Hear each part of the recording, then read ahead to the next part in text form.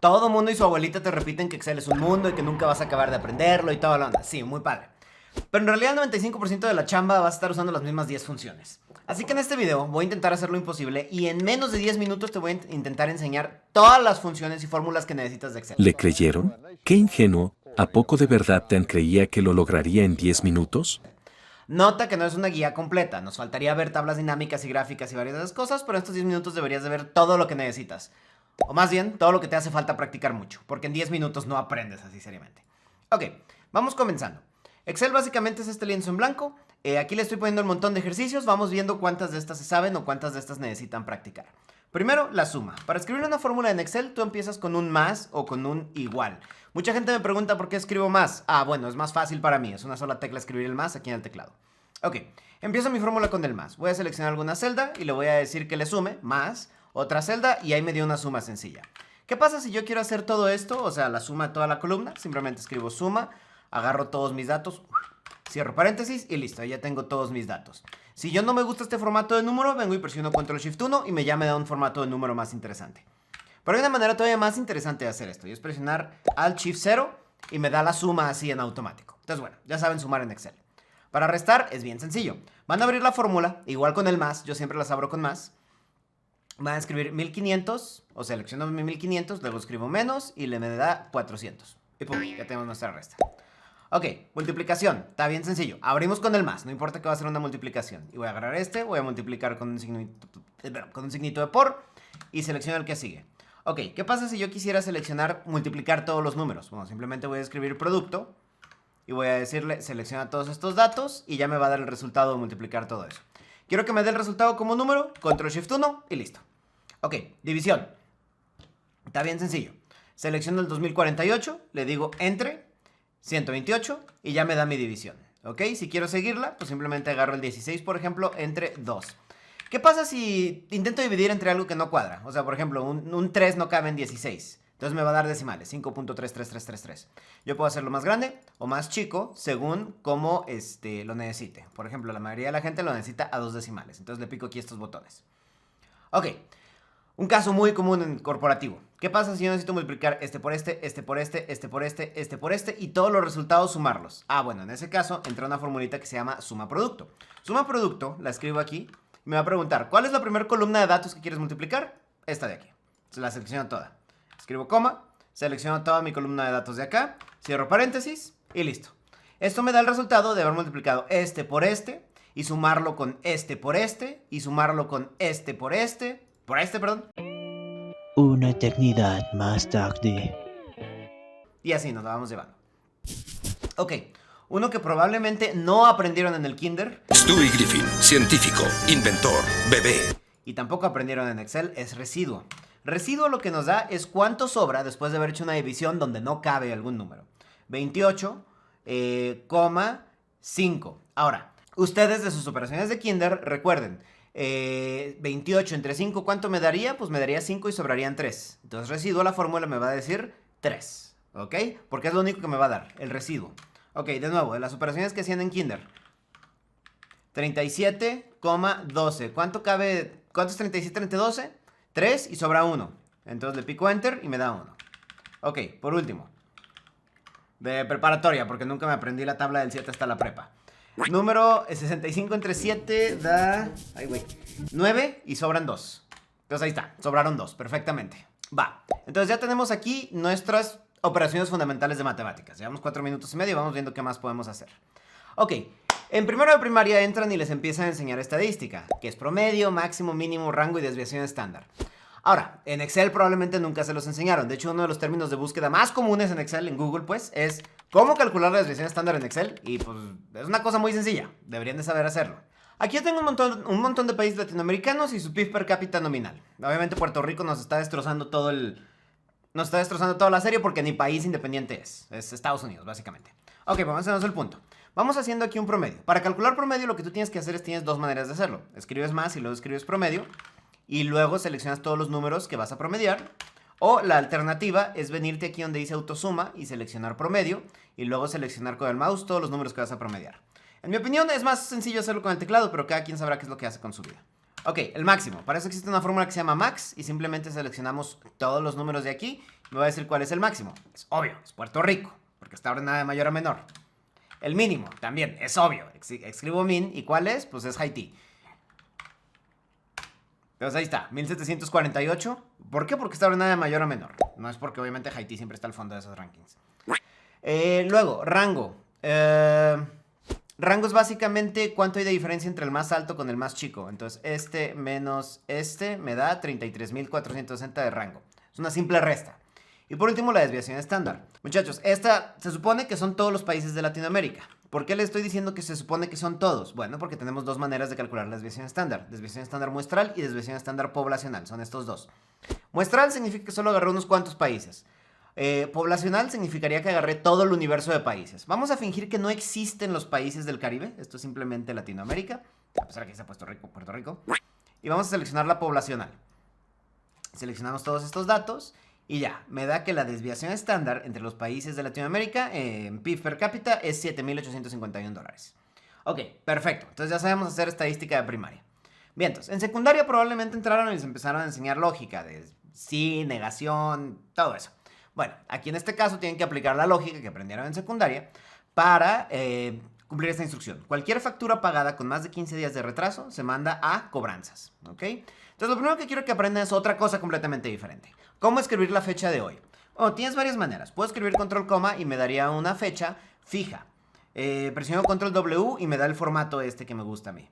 Entonces, fecha fija me refiero a que me va a dar solo el 5 de febrero, que es el día de hoy. Día de la promulgación de la Constitución de México. Pero, en realidad, hay otra manera de escribir hoy. Escribo más, hoy, abre, cierra paréntesis. Esto es una fórmula, muchachos. ¿Esto qué significa? Que si yo guardo el archivo y lo abro mañana, me va a dar 6 de febrero. Y lo abro pasado mañana, me va a dar 7 de febrero. Entonces ustedes tienen que decir qué es lo que necesitan. Fecha fija, hoy siempre se va a quedar como 5 de febrero, o una fecha dinámica. Por ahorita me voy a quedar con la fecha dinámica porque pues, este archivo lo voy a olvidar el día de mañana. Ok, días de retraso. Perdóname, mami, estoy embarazada. ¿Cuántos días de retraso llevamos con respecto al día de hoy? Bueno, entonces el día de retraso va a ser, agarro, ¿cuándo se hubiera vencido la factura? Menos el día de hoy. Y me está dando un negativo, menos 22 días de retraso. Si se fijan que hace ratito me salieron estos cuadritos, bueno, es porque básicamente me está diciendo o no cabe en la columna o el formato es incorrecto. Yo lo primero que supuse es que no cabía en la columna. Vine y le di doble clic aquí arriba, pero no hizo nada. Entonces el formato es incorrecto. Le voy a dar formato de número, que eso agarra todo, y ya me lo resolvió. Ok, entonces si se fijan, aquí me está dando todos los números. En caso de que sea mayor a 15 días de retraso, o menor a menos 15, voy a mandarlo a cobranzas. Entonces aquí tengo el estatus de vigente o cobranza. Entonces, ¿qué voy a hacer aquí? Para hacer ese chequeo, no lo voy a hacer a mano. Simplemente voy a escribir sí, abre paréntesis, y esto me va a hacer la prueba lógica por mí. ¿Cuál es la prueba lógica? Esto tiene que ser menor a menos 15 días, ¿ok? ¿Por qué? Porque yo quiero que sea un retraso de más de 15 días, o que esté, pues, el negativo significa que hay retraso. Ok, entonces valor, si es mayor a menos 15, lo vamos a mandar a cobranza. Fijo, para que no se mueva. Y si es menor a menos 15, lo voy a decir que está vigente. Fijo, para que no se mueva. Ok, este se va a cobranza, el que sigue se va a cobranza y todos los demás están vigentes. Bueno, ahí pueden revisar que efectivamente la fórmula salió bien. Muchachos, ya se nos va a acabar el tiempo, así que tenemos que ir a hacer fechas y textos. No vamos a cumplir esto en 10 minutos, lo siento. Ok, entonces vamos hablando de fechas. Fechas, estoy seguro se los enseñaron desde el kinder, pero pues muchos no sabemos cómo trabajarlas en Excel. Entonces por eso educación remedial. Escribo control coma, me va a dar la fecha de hoy. Escribo control W, la cambio por este formato. Si no les sirve control W, tienen control shift 3 a la mano. Ok, si yo quiero hacer la fecha de hoy dinámica, pues simplemente lo pongo como fórmula. Más hoy, abre, cierra paréntesis, listo. Ok, ahora, duda, ¿cuántos días faltan para el 2025? Pues lo primero que tengo que yo hacer es escribir la fecha del 2025. Vamos escribiendo 1/1/2025. ¿Ok?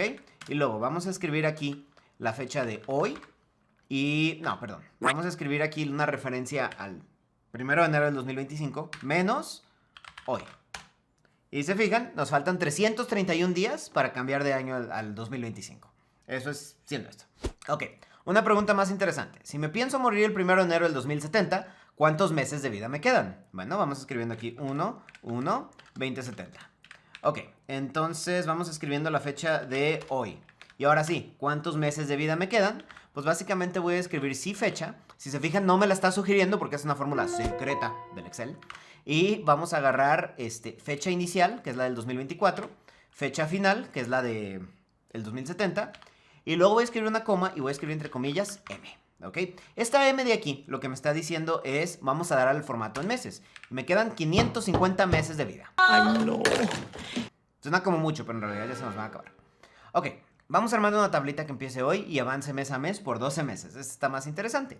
Porque yo no puedo nada más llegar y decirle a súmale más 30 y que avance mes a mes. Porque en algún momento, bueno, ahorita medio salió, pero si se fijan, en algún momento se descuadran los meses. Diciembre aparece 2 veces, entonces esto no funcionó.